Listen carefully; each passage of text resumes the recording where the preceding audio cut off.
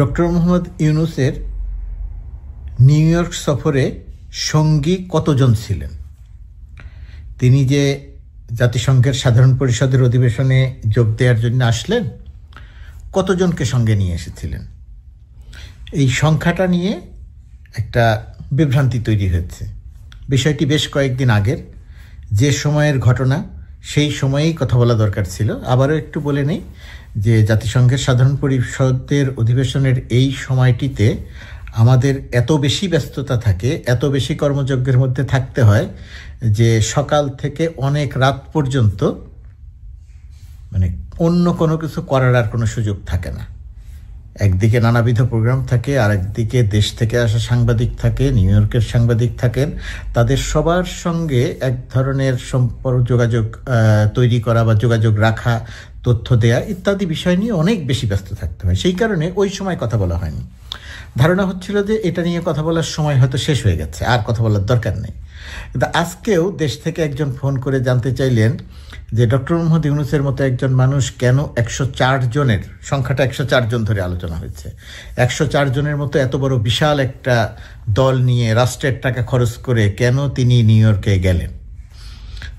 এই প্রশ্নের পরে মনে হলো যে বিষয়টি এখনো শেষ হয়ে যায়নি, জনমনে এখনো আছে। সুতরাং রেকর্ডে রাখার জন্য মনে হলো যে কয়েকটি কথা একটু বলা দরকার, সত্যটা একটু জানানো দরকার। ডক্টর মোহাম্মদ ইউনূসের এবারে জাতিসংঘের সাধারণ পরিষদে আসার সময়ে তার সফরসঙ্গী 104 জন, এই সংবাদটি প্রকাশ করেছে সামাজিক যোগাযোগ মাধ্যম।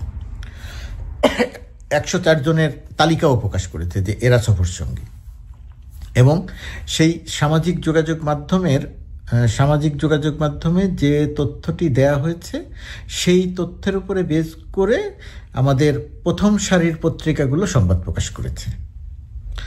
এবং এই জায়গাটিতে যে সত্যটা মানে সামনে আসা দরকার ছিল, অন্তত পত্রিকাগুলোর মেইনস্ট্রিম পত্রিকাগুলোর সংবাদে যেটা সামনে আসা দরকার ছিল সেটা সামনে আসেনি।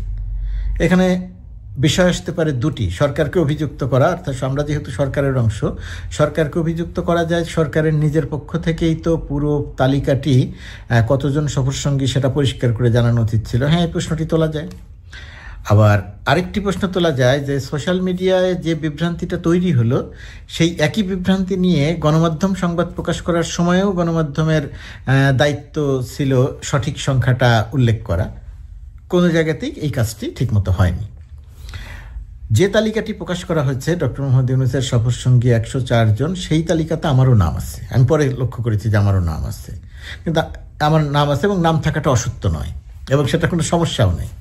এখানে যে তথ্যগুলো আমাদের জানানো দরকার ছিল শুরু থেকে, এবং গণমাধ্যমের যেটা খোঁজ নিয়ে বের করা দরকার ছিল সংবাদ প্রকাশের সময়, সেটি হচ্ছে ডক্টর মোহাম্মদ ইউনূসের সফরসঙ্গী মূলত 62 জন, যেটা প্রেস উইংয়ের পক্ষ থেকে পরিষ্কার করা হয়েছে।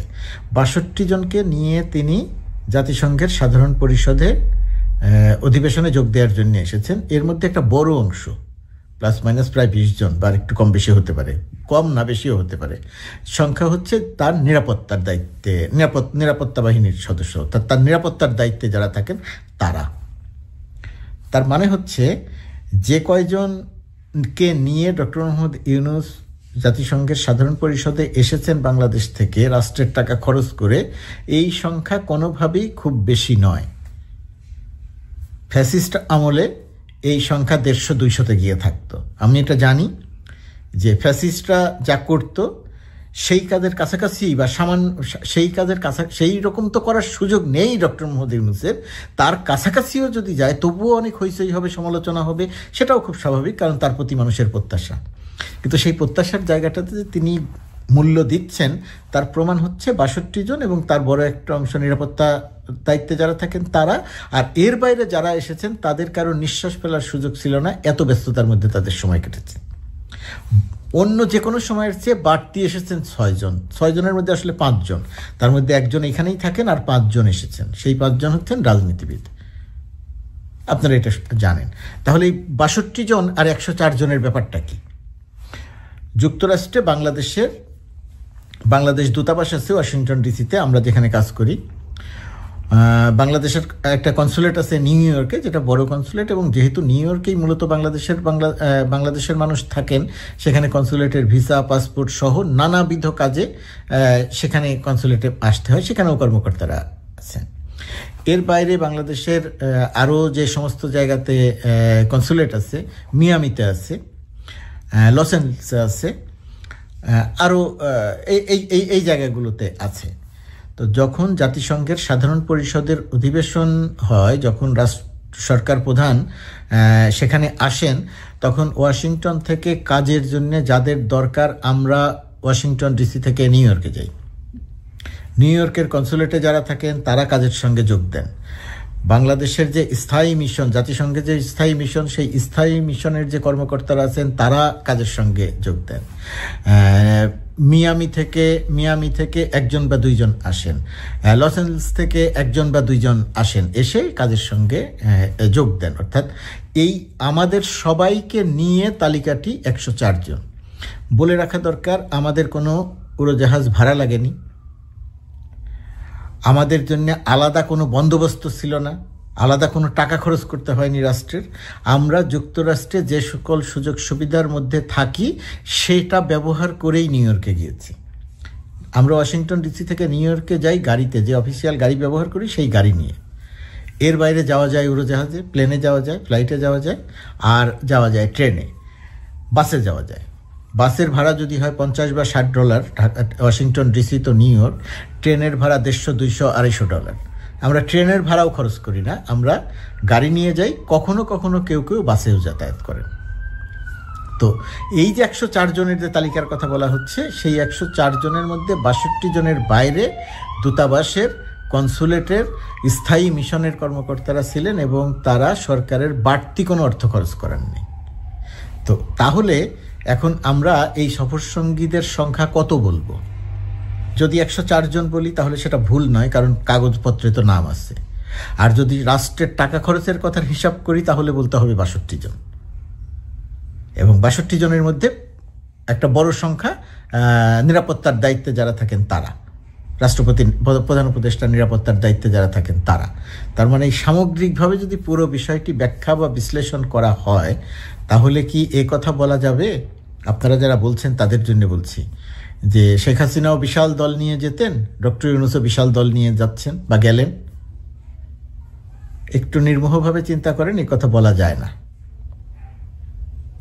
এই কথা কি বলা যায় যে 104 জনকে নিয়ে যাওয়ার যে আলোচনা আপনারা করলেন, টকশোতেও আলোচনা করলেন, তাহলে এইটা একটু সঠিক সংখ্যাটা, একটু ব্যাখ্যাটা, একটু জিনিসটা, হ্যাঁ সরকারকে দায়ী করতে পারেন যে সরকার জানালো না কেন। একই রকমভাবে তো আপনাদেরও জেনে নেওয়া দরকার ছিল, আপনারাও তো জানার চেষ্টা করেন নাই। আমাদেরকে ফোন করলেও তো আমরা সেই কথাটা বলতে পারতাম, কেউ তো যোগাযোগ করে নেই আমাদের সঙ্গেও, কিন্তু গণমাধ্যম সংবাদ প্রকাশ করেছে। যাই হোক, গণমাধ্যম সংবাদ প্রকাশ করবে, সোশ্যাল মিডিয়া সংবাদ প্রকাশ করবে। গতকাল যে কথাটি বলেছিলাম আজকে সেই কথাটা আবারও বলি। সোশ্যাল মিডিয়া যেহেতু কোনো গেটকিপার নেই, যেহেতু কোনো এডিট হয় না, যার যেভাবে ইচ্ছে সে সেই সংবাদটি প্রকাশ করে। সোশ্যাল মিডিয়াতে যে 104 জনের সংবাদ প্রকাশ করা হয়েছে, নাম প্রকাশ করা হয়েছে, এটাকে আমি অপরাধ মনে করছি না, এটাকে আমি মত প্রকাশের স্বাধীনতার সঙ্গেই স্বাধীনতাই মনে করছি, সেটা প্রকাশ করতেই পারে। কিন্তু এর বাইরে যখন সেই সংবাদটিকে কেন্দ্র করে যখন গণমাধ্যম সংবাদ প্রকাশ করলো যে নানা রকমের গুঞ্জন চলছে, সমালোচনা চলছে, গুঞ্জন হোক, আপনারা গণমাধ্যম গুঞ্জন করেন, গণমাধ্যম গুঞ্জন করবে কেন? গণমাধ্যম সমালোচনা করেন। কিন্তু সেই গুঞ্জনটা দূর করার দায়িত্ব তো ছিল গণমাধ্যমের।